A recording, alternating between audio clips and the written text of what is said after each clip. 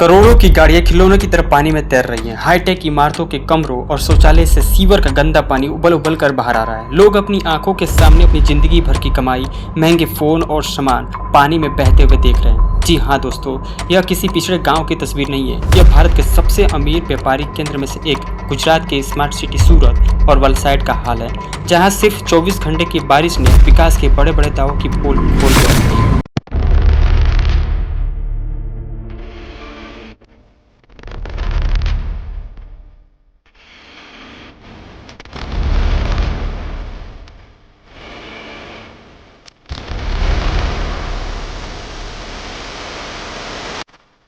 दक्षिण गुजरात के सूरत, नवसारी, तापी और वलसाड से आई इस साल की तस्वीरों ने देश को झकझोर कर रख दिया है।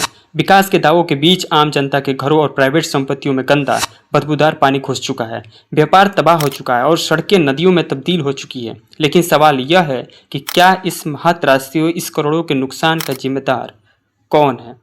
क्या यह सिर्फ एक प्राकृतिक आपदा है या फिर यह मानव निर्मित प्रशासनिक विफलता का एक जीता जागता सबूत है? आज की स्पेशल इन्वेस्टिगेशन वीडियो में हम पत्तों की तरह परत दर पर खोलेंगे इसके सारे सच। तो वीडियो में अंत तक बने रहिए और पूरा वीडियो देख के जाइए। जुलाई 2026 की शुरुआत में दक्षिण गुजरात पर एक साथ 5 वेदर सिस्टम एक्टिव हुए। नतीजा, सूरत में महज कुछ ही घंटों में 358 मिलीमीटर यानी करीब 14 इंच से ज़्यादा बारिश हो गई। इसके कारण सूरत की 5 से 4 प्रमुख खाड़ियां उफान पर आ गई। जब खाड़ियों का जल स्तर बढ़ा तो शहरों का ड्रेनेज पानी बाहर फेंकने के बजाय बैक फ्लो मारने लगा। इसी वजह से लोगों के टॉयलेट्स और गटर से गंदा पानी घरों के अंदर घुस गया। सड़कों पर पानी का बहाव इतना तेज था कि खड़ी गाड़ियां मलबे की तरफ बहने लगी। मौसम विभाग IMD की चेतावनियों के बीच दक्षिण गुजरात में मानसून ने जो रौद्र रूप दिखाया, उसकी कल्पना किसी ने नहीं की थी। इस मूसलाधार बारिश ने पूरे इंफ्रास्ट्रक्चर को घुटने पर ला खड़ा कर दिया। सूरत का व्यापारिक दिल कहा जाने वाला पोदार आर्केड इलाका मात्र आधे घंटे की बारिश में समंदर बन गया। व्यापारियों का आरोप है कि इस जल भराव के कारण अकेले इस मार्केट जोन में 100 से 150 करोड़ का भारी नुकसान हुआ है। लोगों के निजी घरों, बेसमेंट्स और दुकानों में ड्रेनेज का बैकफ्लो पानी घुस गया, जिससे इलेक्ट्रॉनिक सामान, कीमती कपड़े, फर्नीचर पल भर में कबाड़ बन गए। अब तक इस मानसून जनित हादसों में कई लोगों की जानें भी जा चुकी है। हजारों लोगों को NDRF और स्थानीय टीमों द्वारा सुरक्षित स्थानों पर रेस्क्यू भी करना पड़ा। नेशनल हाईवे से लेकर 400 अधिक आंतरिक सड़कें बंद करनी पड़ी। यह स्थिति किसी एक गांव की नहीं बल्कि देश के सबसे अमीर म्यूनिसिपल कॉरपोरेशंस में से एक सूरत की है। देश का व्यापारिक केंद्र और डायमंड सिटी कहे जाने वाला सूरत स्मार्ट सिटी में काउंट किया जाता है। एक ऐसा शहर है जहां पर डायमंड का सबसे बड़ा व्यापार केंद्र है और इस शहर के अंदर मात्र 10 से 12 घंटों की बारिश ने पूरे शहर को जलमग्न कर दिया। बारिश के कारण लोगों के घरों में पानी का जमावड़ा पड़ गया।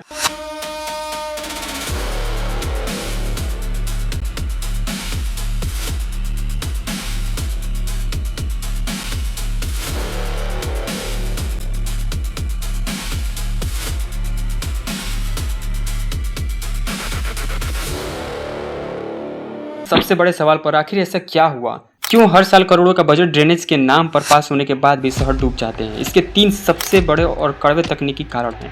उनमें से पहला है मेट्रो और मेगा प्रोजेक्ट्स का अनियोजित निर्माण।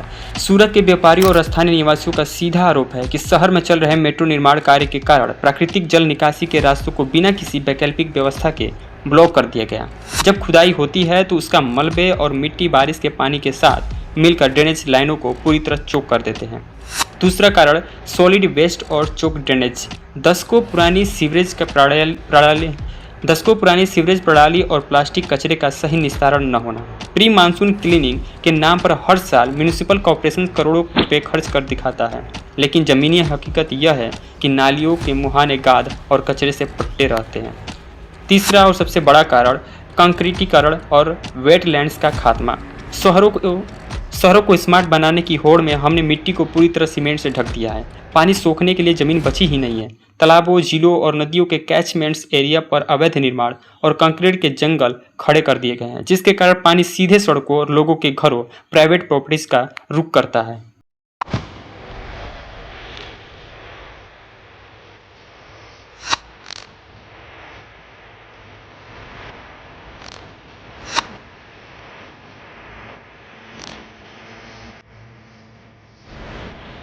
जब आम जनता टैक्स भरती है तो वह एक सुरक्षित जीवन की उम्मीद करती है, लेकिन जब तबाही आती है तो जिम्मेदारी का ठीका एक दूसरे पे फोड़ा जाता है। तो इस त्रासदी के लिए असल में जिम्मेदार कौन है? स्थानीय नगर निगम। संविधान के मुताबिक शहरों का ड्रेनेज मैनेजमेंट और प्री मानसून मेंटेनेंस सीधे तौर पर नगर निगम की जिम्मेदारी है। मानसून आने से पहले ड्रेनेज की सफाई क्यों नहीं की गई? मेट्रो अथॉरिटी और नगर निगम के बीच तालमेल कमी क्यों थी? इसका जवाब म्यूनिसिपल इंजीनियर्स और कमिश्नर को देना ही पड़ेगा। ठेकेदार और बिल्डर लॉबी।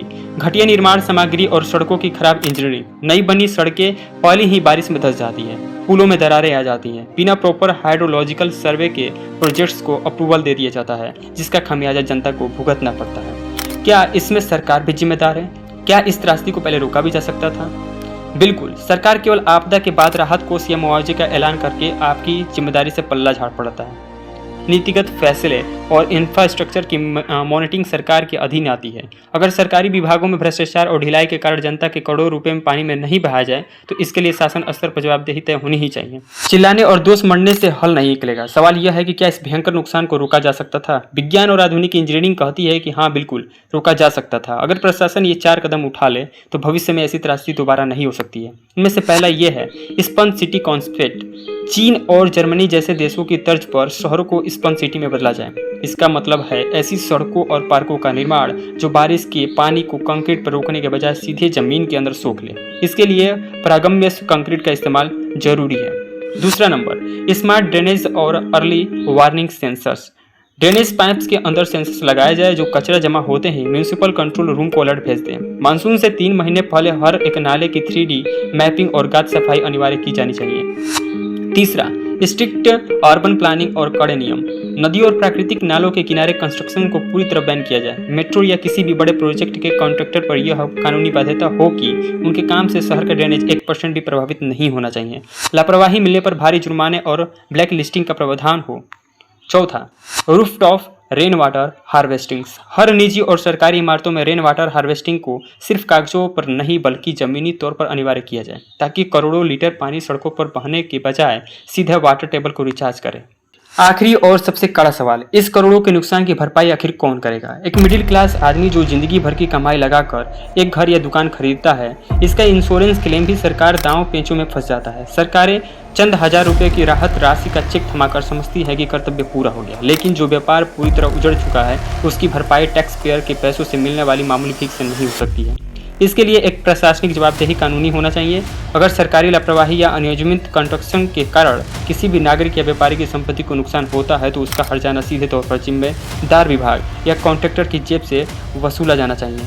बाढ़ आती है, चली भी जाती है, नेता आते हैं, वादे करते हैं और चले भी जाते हैं, लेकिन टैक्स भरने वाले आम जनता हर साल इसी तरह अपनी गाड़ी कमाई को पानी में बहते हुए देखती है। सरकार को अब स्मार्ट सिटी के खोखले टैक्स से बाहर निकलकर जमीन पर काम करना होगा, वरना हर मानसून में विकास इसी तरह तैरता हुआ नजर आएगा। इस पूरी घटना पे आपकी क्या राय है? क्या आपके इलाके में भी ऐसा जल भराव होता है? नीचे कमेंट सेक्शन में अपनी आवाज़ उठाइए और इस वीडियो को ज़्यादा से ज़्यादा लोगों तक शेयर कीजिए। यह बात सोए हुए प्रशासन तक पहुँचे। देखते रहिए। जय हिंद, जय भारत।